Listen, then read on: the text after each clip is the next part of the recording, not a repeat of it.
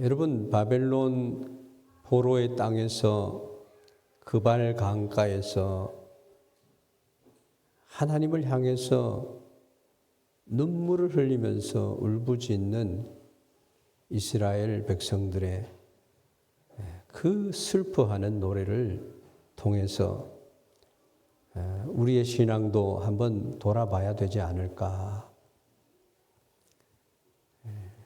원수는 지금도 호시탐탐 우리의 신앙을 어렵게 만들고 하나님을 향해서 걸어가던 걸음을 하나님을 배반하는 자리로 우리를 이끌어 갑니다. 그래서 결국은 하나님께서 돌아와라. 회개하고 내 은혜 아래 거하라고 하나님께서 말씀을 하시는데도 불구하고 그들은 하나님은 우리를 돕지 아니하신다 하면서 예루살렘 성전 안에서 별실을 만들어 놓고 이스라엘의 많은 바알과 아세라 신들을 섬기는 사제들을 그곳에 다 모아놓고 하나님은 우리를 돕지 않습니다. 그러면서 하나님을 격하시키고 하나님의 이름을 망령되이 일컬었습니다. 에스겔서를 보면은 왜 이스라엘 백성들이 바벨론 포로가 되어야 하는지에 대한 말씀이 낱낱이 기록이 되어 있습니다. 그들은 약한 자들의 모든 것을 빼앗아서 자기의 것으로 삼고 하물며 바벨론의 포로가 되어서 잡혀간 고관 대작들의 이스라엘 백성들의 땅을 나누면서 하나님은 우리와 함께 하신다 하면서 거짓된 신앙을 고백하고 그렇게 신앙생활을 했던 자들입니다. 그들에 대해서 하나님은 이스라엘을 새롭게 하는 막대기를 들어서 그들을 바벨론의 포로로 끌고 가게 됩니다. 70년 동안을 그곳에서 고난을 당합니다.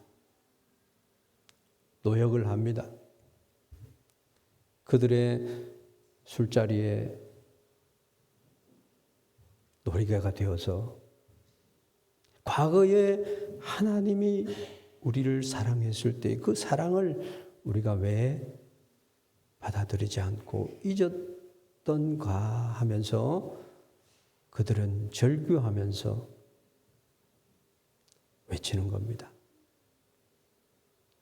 그 악기를 버드나무 가지에 걸어놓고 결단코 우리는 당신들의 그 놀이개감이 아닙니다. 하나님을 망령되이 일컫는 자리에 나아갈 수가 없습니다. 라고 고백을 합니다. 우리가 자칫 신앙생활을 하다가 이 세상 것들에 매여서 하나님이 기뻐하는 것을 잃어버리고 그 은혜에 감격해서 살지 못하는 때가 우리에게 얼마나 많습니까? 그것을 이 흔들리는 시대에 우리가 하나님께 나아가는 다시 나의 신앙을 새롭게 세우는 그런 말씀으로 받기를 주의 이름으로 축원합니다.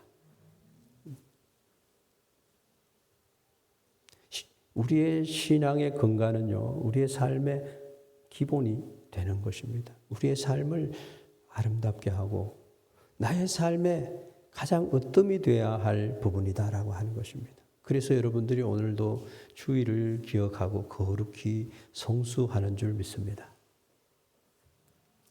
오늘 우리는 인생의 가장 밑바닥 모든 것이 무너진 자리에서 터져 나오는 그 눈물의 노래 시편 137편을 읽었습니다. 지금 우리가 사는 세상은 어떻습니까? 뉴스를 틀면은 마음 편할 날이 없습니다. 이스라엘과 하마스가 전쟁을 일으켜서 전쟁을 했는데 어느 날 갑자기 이스라엘과 미국이 이란을 공격해서 갈등이 생기고 끊이지 않는 전쟁의 연속성 속에 온 세계가 들끓고 있습니다. 전쟁의 포성과 무고한 생명들의 죽음을 우리가 보게 됩니다. 이제는요, 지구는 어느 한 지역의 문제가 아니라 지구 전체의 운명을 결정지어가는 시대가 되었습니다. 지구는 운명 공동체예요. 원유 파동이 그렇고 지구 온난화가 그렇고 장거리 미사일과 핵 위협이 그렇습니다. 더 이상 영화 속의 이야기가 아니에요. 인류는 다시금 멸망을 받는다는 거예요. 그리고 새 예루살렘과 하나님의 도성이 도래한다는 것입니다. 여러분, 우리 창세기를 읽으면 창조의 우아함과 위대함과 아름다움을 보게 됩니다마는 창세기를 읽으면요, 새 나라, 새 예루살렘이 보여져야 되는 겁니다. 하나님의 첫째 창조는 소멸된다. 그것이 기록된 것이 창세기의 말씀입니다. 여러분, 신앙을 한 번 더 돌아봅시다. 어떤 분이 이런 얘기를 합니다. 너무너무 고뇌가 됩니다, 목사님. 나의 신앙은 하나님에게 인정을 받고 있는지 고민이 됩니다. 내가 주님 앞에 서게 되는 날에 주님께서 나를 안다 하시고 나를 인정하시고 기쁘게 맞아 주실 것입니까? 나의 지금까지의 신앙생활을 돌아보면 말씀에 따라 순종하기보다는 내가 항상 죽지 못하는 모습밖에 없습니다. 잘못된 것들이 너무너무 내 머릿속에, 내 가슴 속에 느껴집니다. 어떻게 하면 되겠습니까? 나는 언제 죽을지도 모르는데 죽으면 지옥에 가면 어떻게 합니까?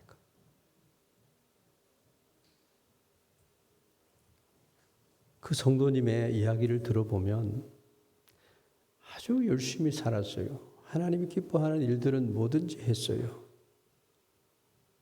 자기의 신앙은 온전하다고 생각했어요. 어느 날 갑자기 그런 심각한 고민에 빠져서 상담을 하는 분이 있습니다.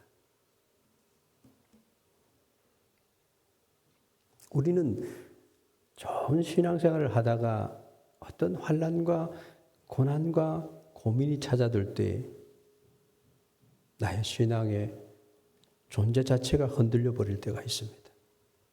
그것도 모르고 있다가 이스라엘 백성들은 포로가 되어버렸어요. 예루살렘 성전에 붙어있는 금부치는 다 뜯어져 없어지고 오늘 본문 말씀 후편에 보면은요, 에돔에 이삭의 아들이 2명이 있는데 에서와 야곱입니다. 에서가 세운 나라가 에돔 왕국이에요. 형제의 나라인 에돔이 이스라엘이 멸망받을 때에 얼마나 형제의 나라이면서도 부채질을 하고 배신을 했어요. 그것을 이 시인은 갚아달라고 노래하는 것입니다. 여러분, 우리의 신앙생활은 참으로 주님 안에 있는가? 내가 오늘 죽어도 영생을 가졌고 사망에서 생명으로 옮겼느니라 라는 확신과 더불어 날마다 주님과 함께 살아가고 있는가라고 하는 것이에요. 사람들 바라볼 필요 없어요. 주님을 바라보는, 믿음의 주요 온전케 하시는 이인 예수를 바라보자 그랬습니다. 오늘 본문의 말씀은 이스라엘 백성들이 그런 현실 앞에 서서 있습니다. 하나님은 언제까지 이 고난 속에 있어야 합니까? 나라는 망하고 예루살렘 성전은 불타고 눈앞에서 어린 아이에서부터 노인에 이르기까지 죽임을 당하고 이 가족과 자녀들이 죽임을 당했다는 거예요. 살아남은 이들은 쇠사슬에 묶여서 먼 타국 바벨론으로 끌려갔습니다. 지금의 이란에 끌려갔다는 거예요. 메데파사, 바벨론 제국으로 끌려갔다는 거예요. 모든 것이 끝난 것 같은 그 자리에서 서야만 하는 하나님의 말씀은 우리에게 이런 마음을 줍니다. 전쟁과 혼란을 보면서 너는 무엇을 생각하느냐? 여러분, 전쟁을 보면서 뭘 생각합니까? 그리고 너의 신앙은 어디에 있는가? 점검하라는 것이. 평안할 때는 그 믿음은 누구나 가질 수 있는 거예요. 그렇지만 진짜의 믿음은, 진짜의 신앙은 모든 것이 흔들릴 때에 비로소 드러나게 되어 있습니다. 오늘 이 말씀은요, 무너져가는 이 시대를 살면서 우리의 신앙은 견고한가라고 하는 것입니다. 첫째로 우리가 생각해 봐야 되는 신앙을 잃어버리면 여러분 눈물이 남는 거예요. 그것이 1절에서 4절 말씀이 시사하는 말씀입니다. 1절 말씀을 보면은 우리가 바벨론의 여러 강변 거기에서 그발 강가에서 거기 앉아서 시온을 기억하며 울었습니다. 바벨론의 뜨거운 떼약볕 아래서 강제 노동에 시달리던 그들은 잠시 쉬는 시간에 강가에 모여서 울기 시작했어요. 그 눈물은 단순히 몸이 힘들어서 흘리는 눈물이 아닙니다. 나라를 잃었어요. 성전을 잃었어요. 무엇보다 하나님께 마음껏 예배드리던 그 하나님과의 관계를 잃어버린 것에 대한 회한의 눈물이었습니다. 눈물이 있다라고 하는 것은 아직까지 하나님을 사랑하고 하나님을 신앙하고 있다는, 내 신앙이 살아있다는 증거예요. 비록 포로가 되었지만 그들이 울 수 있었다는 것은 아직 소망이 있다는 거예요. 하나님 앞에서 우는 것은요, 하나님이 들으신다는 거예요. 진짜로 비극은 신앙을 잃어버렸는데도 눈물이 나지 않는 것, 전혀 느낌이 없는 것. 우리는 내 잃었던 신앙, 내 잃었던 드라크마를 찾아내야 합니다. 하나님과의 관계를 회복해야 된다는 거예요. 교회에 다니는 것은 등을 준비하는 것이에요. 직분을 받았고 세례를 받았고 이런 것들은 등을 준비한 거예요. 이제는 기름을 준비해야 됩니다. 예수님이 언제 오실지 모르는 시대를 살아가는 이 시대에 우리는 경건하고 하나님의 말씀을 더 갈망하고, 말세가 되면요, 하나님을 더 잘 섬기는 사람은 훨씬 더 잘 섬기게 되고, 그렇지 않는 자들은 훨씬 믿지 못하게 되는 시대가 온다 그랬습니다. 내 영혼의 황폐함 때문에 나의 가정이 무너지고 내 삶이 무너지고 우리 교회가 힘들어하고, 무너진 이 땅의 교회들 때문에 죽어가는 영혼들이 얼마나 많습니까? 가슴을 치면서 울어야 합니다. 눈물이 메마른 시대가 되어버렸어요.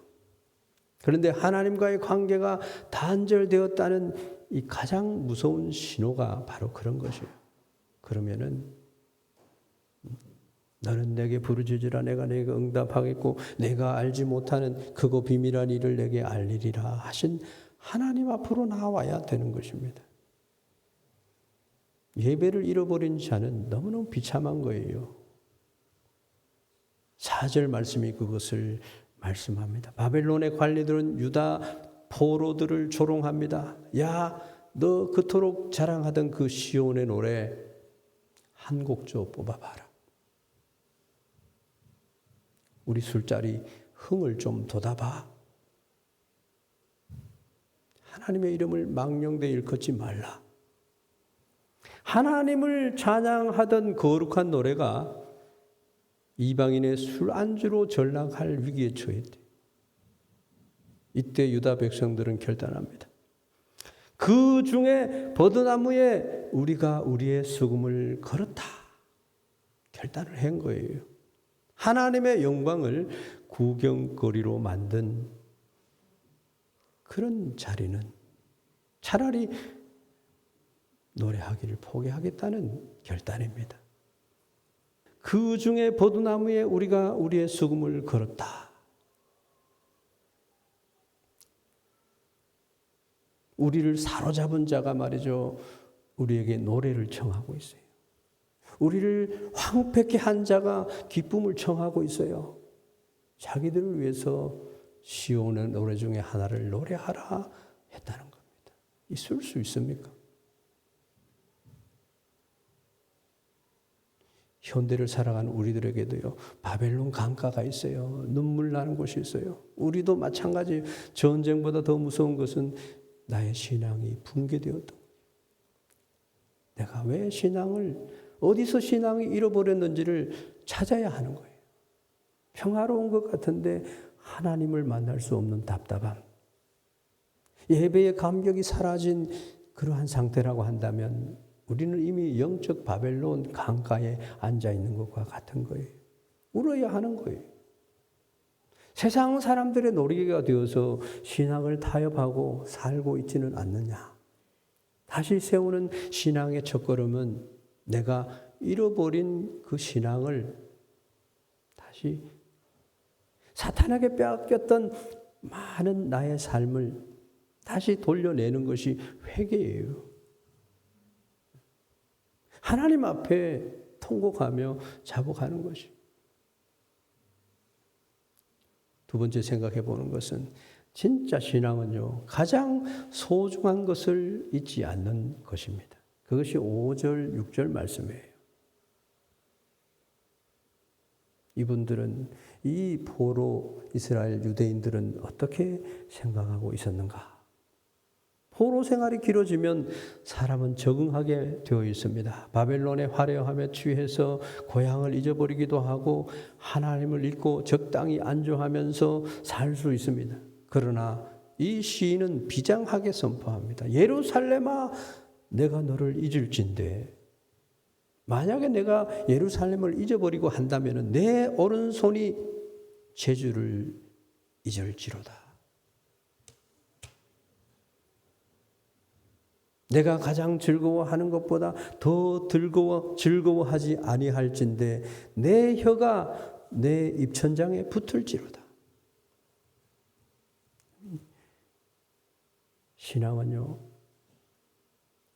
내가 만난 하나님을 기억하면서 소중한 것을 잊지 않는 것입니다.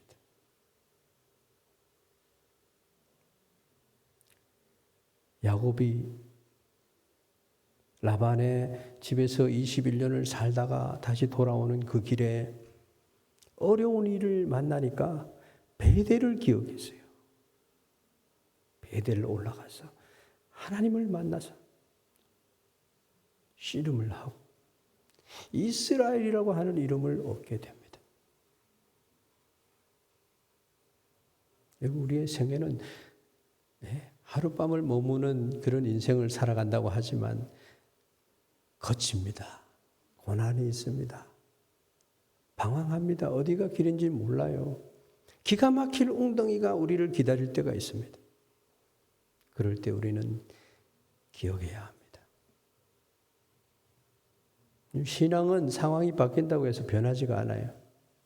환경이 무너져도 내가 누구인지, 나를 부르신 분이 누구인지를 기억할 때 굳건해집니다. 여호와를 앙망하는 것이에요. 진짜 실력은 거기에서 나오는 거예요. 내 신앙이 부요해지는 축복이 거기에 있습니다. 여러분은 무엇인가 잊어버리고 살지 않습니까? 기도의 자리, 말씀의 자리를, 주님을 만났던 그 첫사랑의 감격을 기억해야 합니다. 그러려면 신앙의 우선순위를 점검해야 됩니다. 우리의 신앙이 사라진 것이 아니라 우선순위가 밀려난 것입니다. 바뀌어졌어요. 예전에는 하루를 살아갈 때도 하나님을 노래하면서 주어진 하루를 감사하면서 다윗과 요나단이 불렀던 노래처럼 주어진 하루를 감사하면서. 근데 요즘 눈 뜨자마자 그냥 메일 확인하기 바쁘고 스마트폰에 그냥 뉴스부터 막 제자 훈련을 받으면 제일 먼저 우리가 말씀 생활, 기도 생활을 날마다 하는 훈련을 받습니다. 그 나라와 그 의를 구합니다. 예전에는 하루를 시작하면서 그렇게 살아왔는데 어느 날 갑자기 하나님 보다가 내 자신의 바쁨이 먼저 앞선다는 것이. 그리고 기도의 시간도 그렇지만은 말씀을 붙들고 살았는데 세상 정보를 붙들고 살려고 하는 때가 있다는 거예요. 그게 진리인 줄 알고 AI가 가르치는 것이 막 전부인 줄 알고 막 AI를 쫓아가고. 여러분 기본적으로 말씀을 묵상하고 말씀의 에너지를 받고 능력을 받아서 내가 살아가야 합니다. 그 다음 순서가 지혜를 명철을 구하면서 사는 것이에요. 여호와를 경외하는 것 그것이 지혜의 근본이고 명철의 바른 길입니다. 네, 예배를 드리고 있는데 하나님을 향한 예배를 드려야 함에도 예배 시간을 의식하지 않습니다. 예배 시간을 정한 시간을 우리는 지켜야 합니다.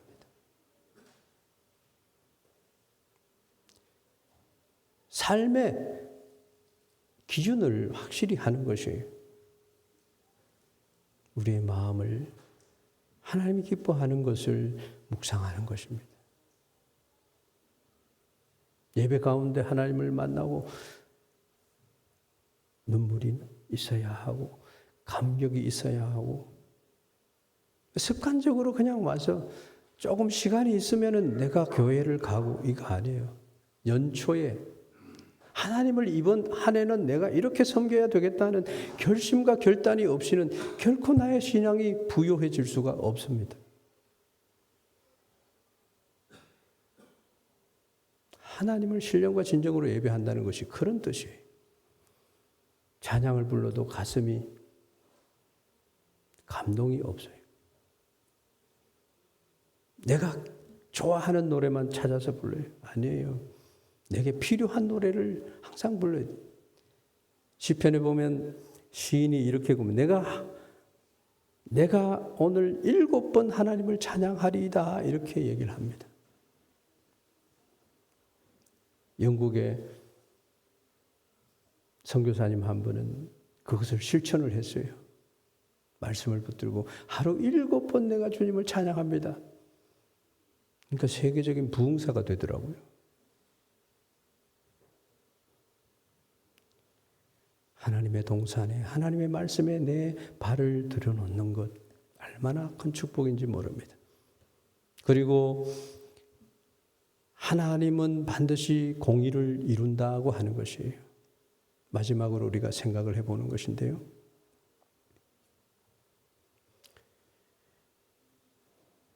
(7절에서) (9절) 말씀을 읽는 것이 참으로 부담이 되었어요. 시인이 왜 이런 노래를 부를까? 우리 7절에서 9절을 한번 읽어볼까요? 같이 읽어보겠습니다. 시편 137편 7절, 8절, 9절입니다. 시작. 여호와여, 예루살렘이 멸망하던 날을 기억하시고 에돔 자손을 치소서. 그들의 말이 헐어버리라 헐어버리라 그 기초까지 헐어버리라 하였나이다. 멸망할 딸 바벨론아, 내가 우리에게 행한 대로 내게 갚는 자가 복이 있으리로다. 내 어린 것들을 바위에 메어치는 자는 복이 있으리로다. 이 바벨론이 지금의 이란입니다.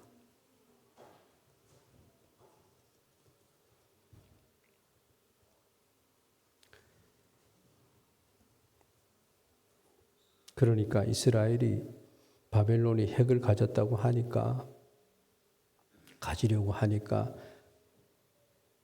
큰일이 났거든요. 여러분, 이스라엘이 독립을 했을 때요, 24시간이 지나고 난 뒤에 5개 나라가 이스라엘을 공격해 왔습니다.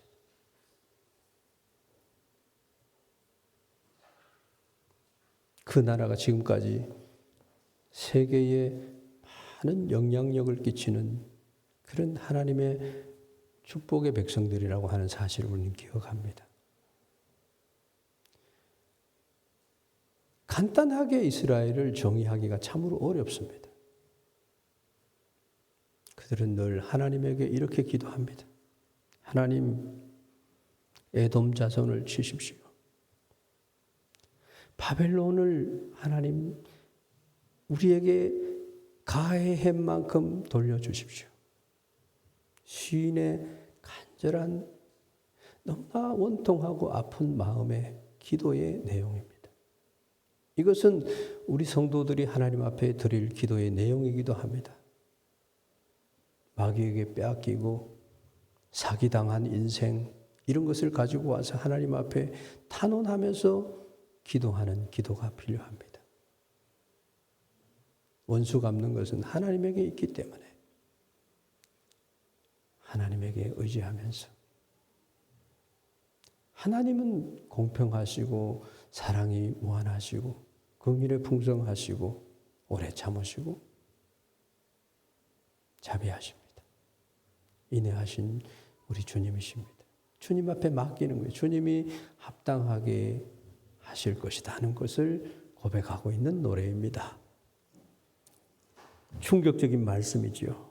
바위에 메어치는 자는 복이 있도다. 이런 잔인한 표현이 왜 성경에 나옵니까? 배신당한 아픔, 에돔의 죄를 잊을 수가 없는 거예요. 에돔을 보면요, 에돔은 처음에도 얘기했지만 야곱의 형 에서의 후손이에요. 한 피를 나눈 형제 민족이라는 말이. 그런데 이스라엘이 망할 때에 에돔은 도와주기는커녕 헐어버리라 헐어버리라, 기초까지 다 파헤쳐라 그랬어요. 바벨론을 막 부추겼다는 말이. 얼마나 화가 나는 일입니까? 형제의 불행을 즐거워하고 도망가는 이들을 잡아다 원수에게 넘기는 자는 죄 없다 하지 아니할 것이라 했습니다.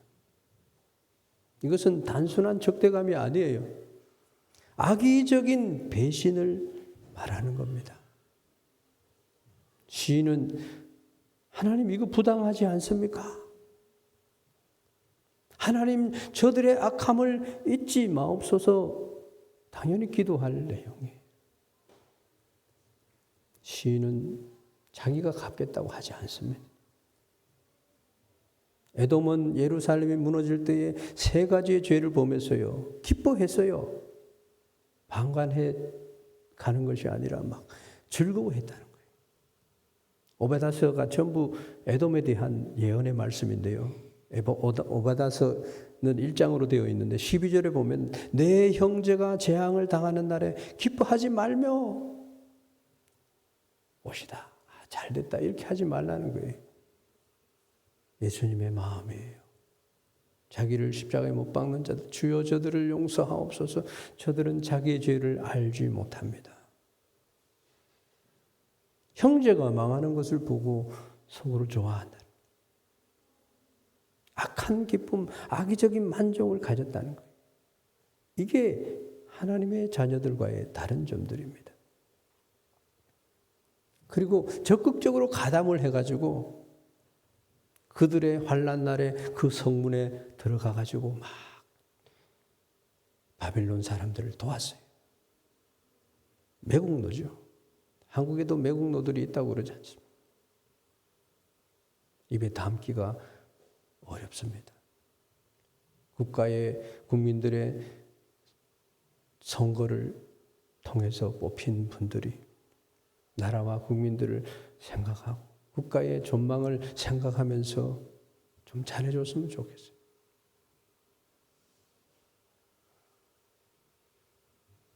오베드서 14절에 보면 갈림길에 서서 그 도망하는 자를 막아섰다는 거예요. 신들러 리스트라고 하는 말이 영화가 있습니다. 신들러는 유대인들을 죽음의 형장으로 가는 그들을 자기의 모든 방법과 재산과 노력과 힘을 다해서 그들을 생명을 건져 주었던 사람.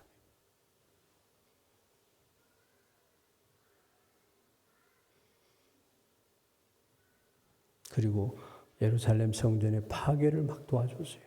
가까운 나라에 있으니까 에돔은 가까운 곳에 나라를 만들어 있었기 때문에. 그리고 바벨론에 대해서 어떻게 기도하고 있는지 보세요. 하나님의 공의를 부르짖고 있습니다. 멸망할 딸 바벨론아, 네가 우리에게 행한 대로 내게 갚는 자가 복이 있으리로다. 하나님 갚아주세요 하는 소리예요. 9절에 보면 내 어린 것들을 바위에 메어 치는 자는 복이 있으리로다. 어린 아이들을 바위에 메어 치는 것을 기도하고 있어요. 처절한 저주는 성도가 직접 복수하라는 명령이 아닙니다. 인간이 감당할 수 없는 깊은 상처와 분노를 하나님 앞에 쏟아내는 시적인 절규예요.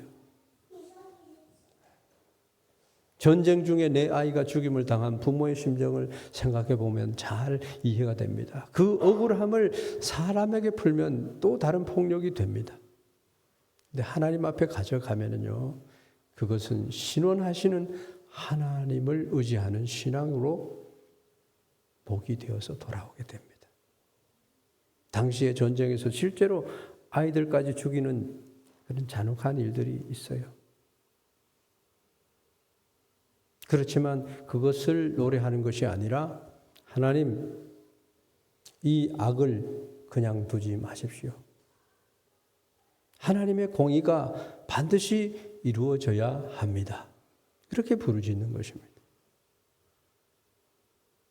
하나님의 명령이 아니지만 또 성도들이 그렇게 해야 되는 행동 지침도 아니지만 전쟁 속에서 아이들을 잃어버리고 에스겔서에 보면 연세 드신 늙은이들부터 어린 아이에 이르기까지 싹 다 죽이라고 그랬어요. 그것을 바벨론 사람들, 에돔 사람들을 통해서 죽게 만드는 거예요. 하나님 그렇게 쓰셨어요.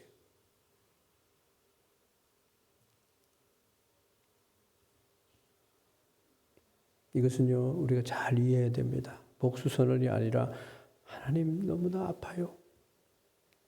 너무나 슬퍼요. 이러면서 막 울면서 하나님 기억해 주십시오. 로마서 12장 19절 원수 갚는 것이 내게 있으니 내가 갚으리라. 여러분, 우리는 심판자가 아니에요. 이 흔들리는 시대에 심판하고 싶은 그런 욕구가 솟아납니다.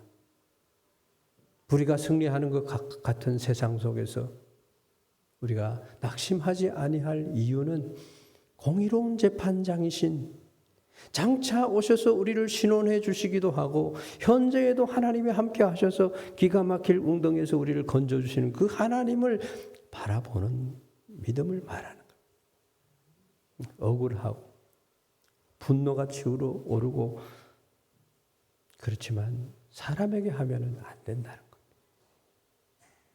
하나님께 가져와서 부부 갈등도 마찬가지죠. 교회로 와서 기도할 때 십자가의 그 은혜가 그를 감동해서 더 아름다운 가정을 만들었다는 스토리는 얼마든지 많이 있습니다. 결론을 말씀드립니다. 우리의 신앙은 다시 시온을 향해서 나아가야 됩니다. 사랑하는 성도 여러분, 나는 지금 어떤 신앙 가운데 있는지, 세상의 바쁜 일들에 치여서 영적 바벨론 강가에서 넋을 놓고 그냥 하나님 어떻게 해야 될지 모르겠습니다. 이런 상태에 들어가 가기 전에 나의 신앙을 새롭게 하셔야 되겠습니다. 오늘의 말씀은 회복을 위한 하나님의 말씀입니다. 눈물을 흘리기 전에 예배의 자리를 회복해야 될 줄 믿습니다. 내가 있어야 할 자리는 바벨론이 아니고 시온입니다. 우리 시온이가 여기 있지만 너 이름이 너무너무 아름다워요. 둘째는 잃어버린 신앙의 우선순위를 다시 세워야 돼요. 세상에 짝 해서 한 발은 이쪽 한 발은 이쪽 해서 우선순위를 하나님께 두지 않으면 결국은 무너집니다.